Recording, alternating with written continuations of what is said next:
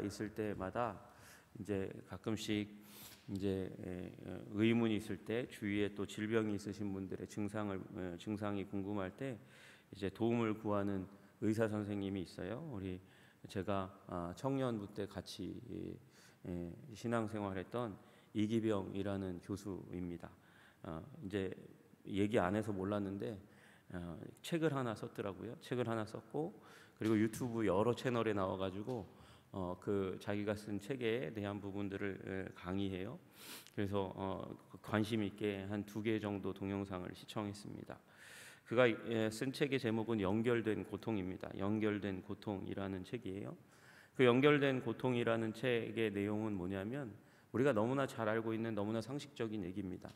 우리가 마음이 아프면 몸이 병들고, 그리고 우리 이 영혼이 우리 삶에 있어서 일어나는 여러 가지 사건과 그리고 관계들이 우리의 질병을 만들어낸다는 그런 얘기입니다.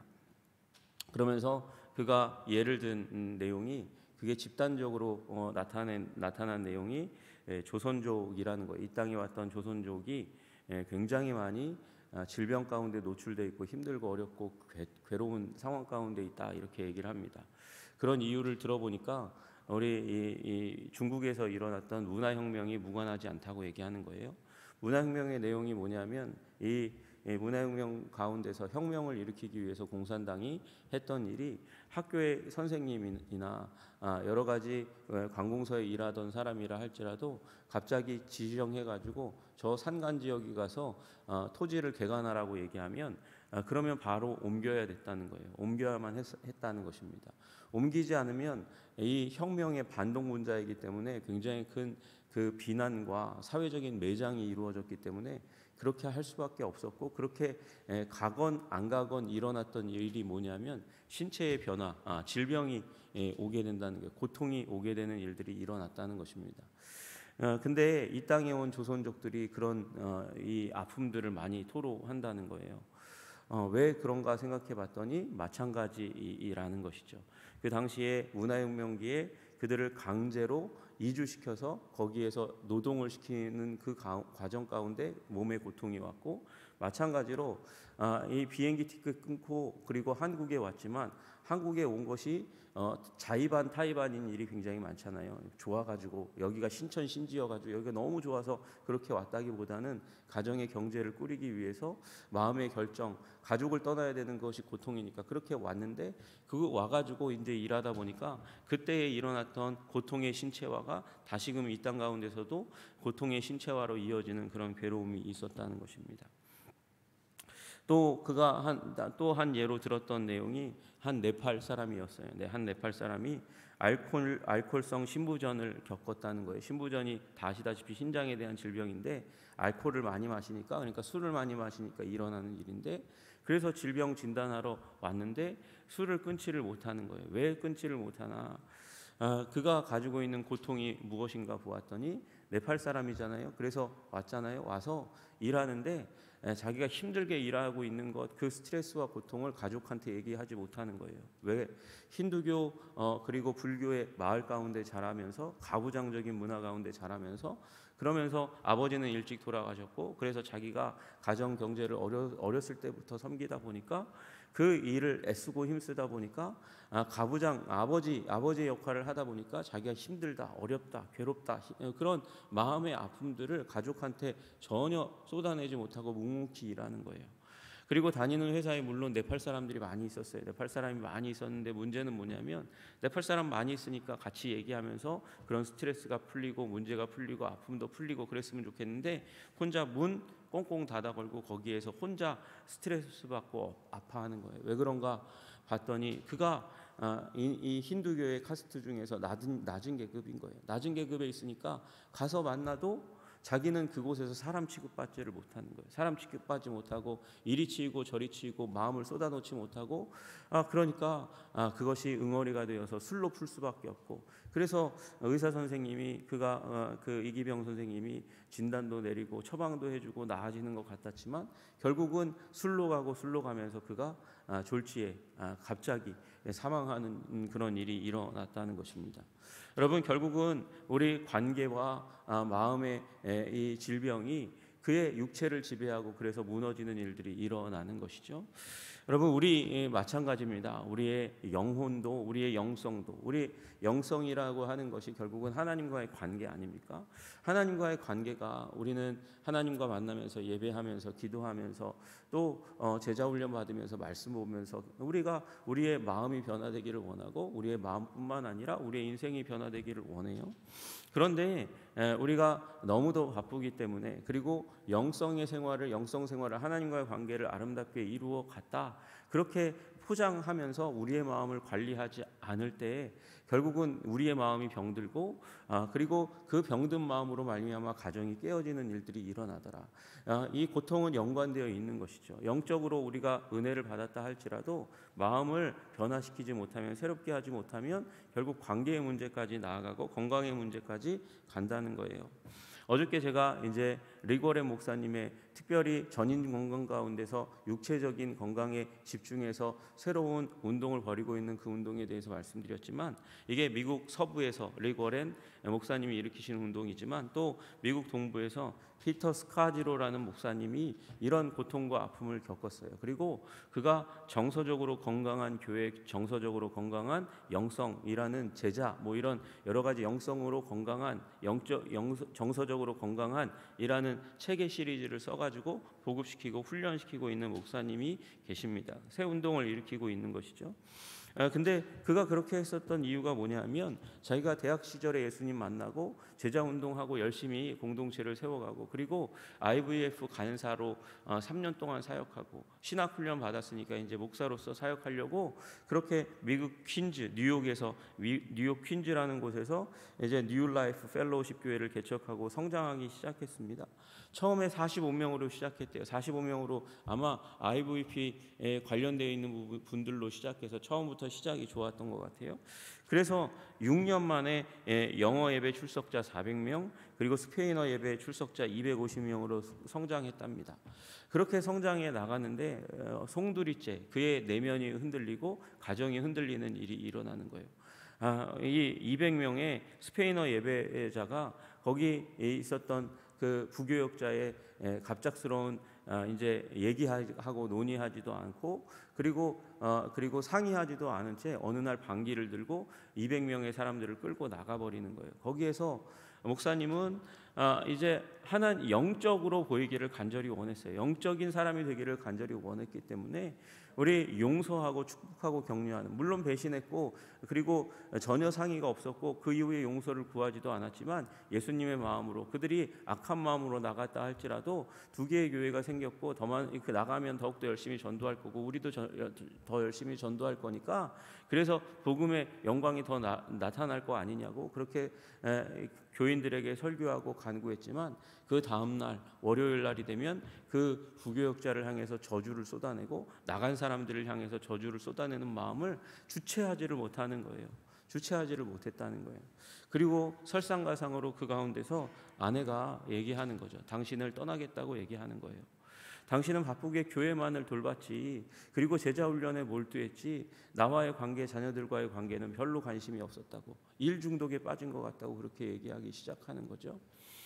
그런 얘기들을 이미 여러 번 얘기했지만 이 사역이 바쁘다, 하나님의 사역에 핑계를 대고 가정을 돌보지 않고 아내를 돌보지 않다 보니까 그 아내가 결국은 이제 마음을 돌이켜서 당신과 사는 것이 전혀 행복하지 않다고 이야기하는 거죠. 여러분, 왜 행복하지 않겠어요? 남편이 마음이 행복하지 않으니까, 행복하지 않은 마음으로 아내를 대하니까 행복한 관계가 형성되지 않는 거죠. 여러분, 정서, 이 감정이라고 하는 것은 우리가 행복한 크리스찬이 되어야 된다고 말씀하시는 것이죠.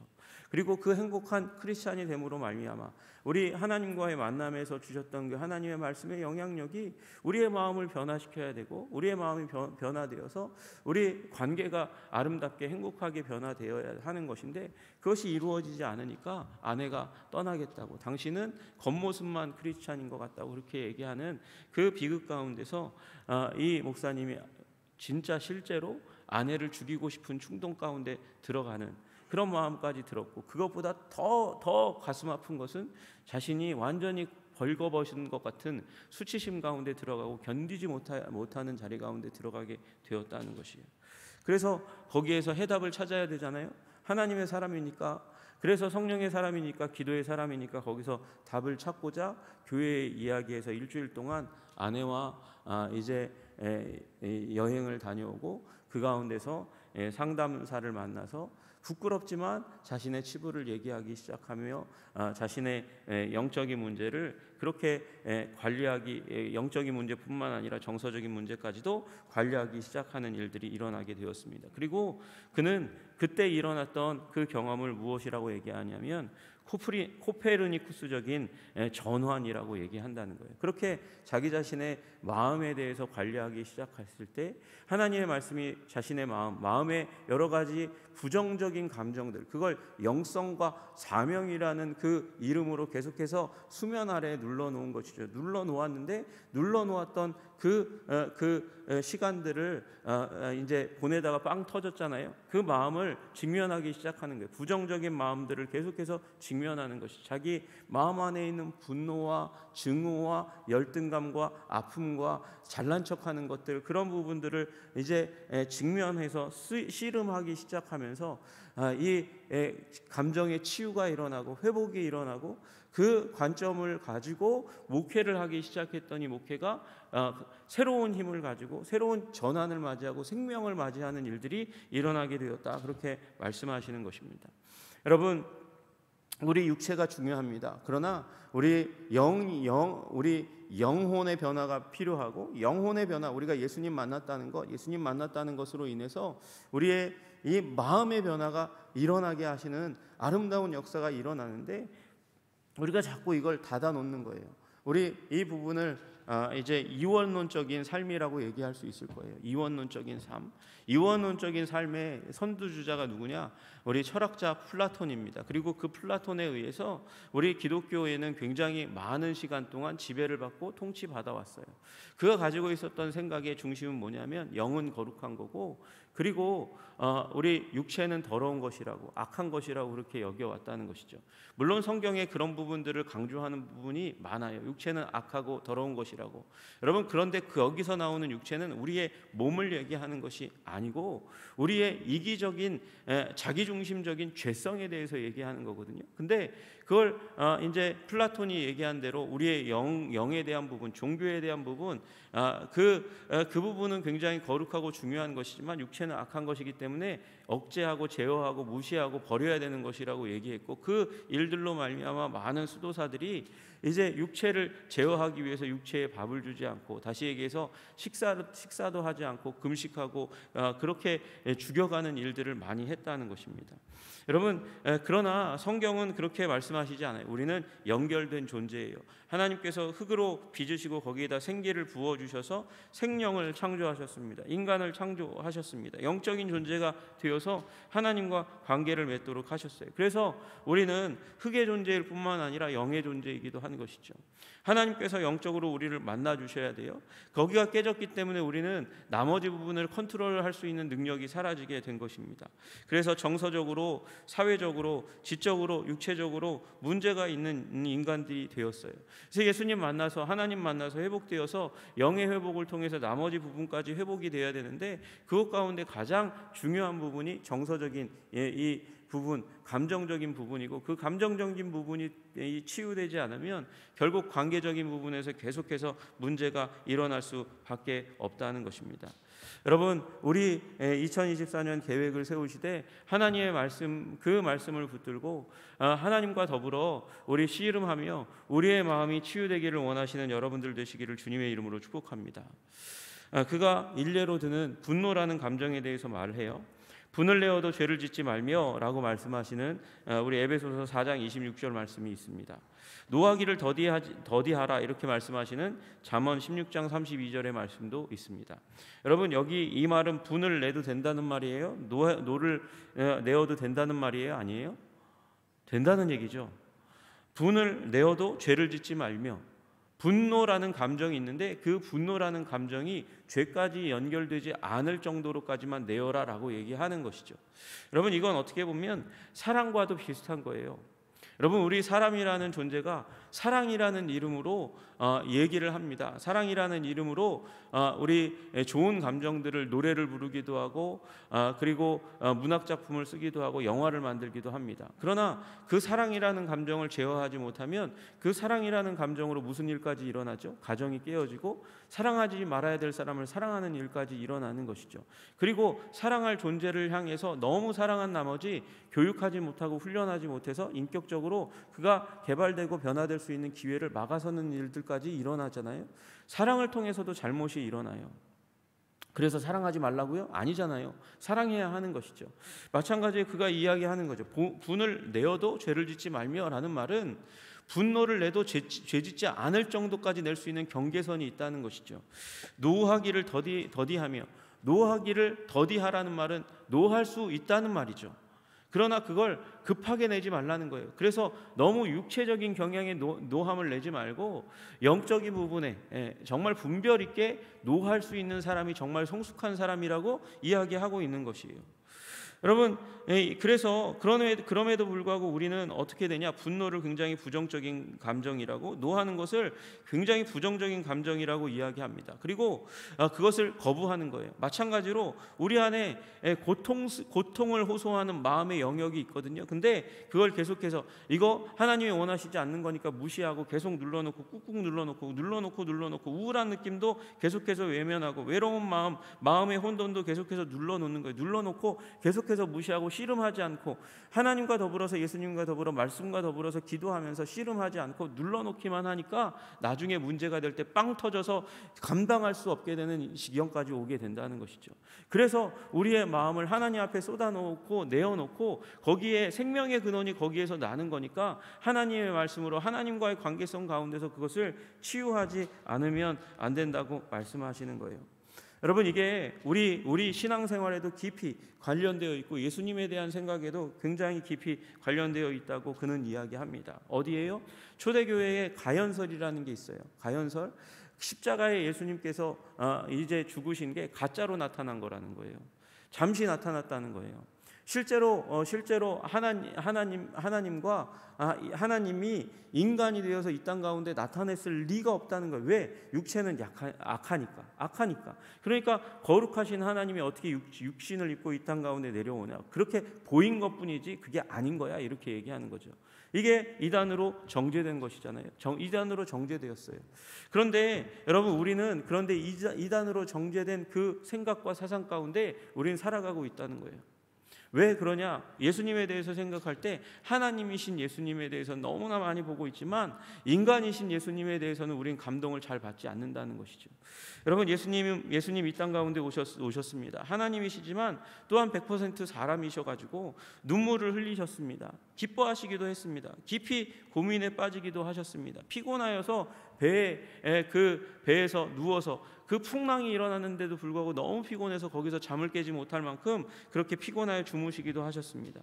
연민을 느끼시고 탄식하시고 또 사람들을 이상하게 여기시기도 하셨고 근심하여 답답하게 여기시기도 하셨습니다. 슬퍼하셔서 눈물도 흘리셨잖아요. 인간의 감정을 가지고 계신 예수님이셨고 예수님은 그 감정을 건강하게 표출하셨어요. 심지어 사두개인과 바리새인들을 향해서 예수님 분노를 표출하셨잖아요. 그럼에도 불구하고 예수님은 죄짓지 않으셨어요. 여러분, 예수님은 감정을 가지고 있는 분이셨습니다. 우리도 감정이 있는 존재예요. 감정을 표현할 수 있을 때 감정을 건강하게 표현할 수 있는 그런 은혜가 우리들 가운데 있어야 한다는 것이죠. 여러분, 아까 말씀드렸듯이 하나님이신 예수님과 우리가 강조하다 보니까 우리 감정이 있으신 예수님, 사람이신 예수님에 대해서 무시하고 그 신적인 특성만을 강조하고 인간처럼 보이는 모습은 계속해서 묻어두었어요. 그 부분을 이제 그 가연설에 대한 부분, 인간이신 예수님을 부각시키는 가연설을 부정하고 그 인간이신 예수님을 이제 상승시킨 회의가 기독교 교회 안에 칼케톤 회의입니다. 하나님께서 말씀으로 세상에 오셨고 그 말씀이 육신이 되어 우리 가운데 거하심을 선언했어요.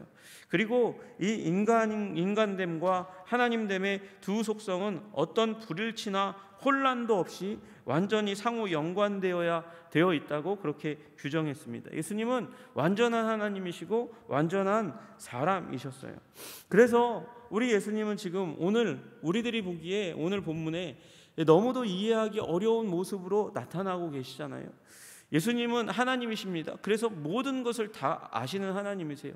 하나님의 마음도 다 알고 앞으로 일어날 일에 대한 상황도 그 모두 다 아시는 전지하신 예수님이셨습니다. 하나님이셨어요. 그런데도 불구하고 예수님은 거기에 애쓰고 힘써 더욱 간절히 기도하며 그 가운데서 땀이 땅에 떨어지는 핏방울같이 되는 그런 상황을 연출하십니다.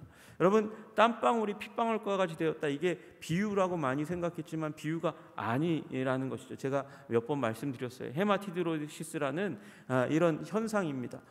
땀샘이 너무 극심한 마음의 고통을 받게 되면 우리 땀샘에 있는 모세혈관이 터져나가면서 땀과 더불어서 피가 같이 섞여서 나오는 일들이 일어난다는 것, 실제로 일어나는 의학적인 현상이라는 것이요.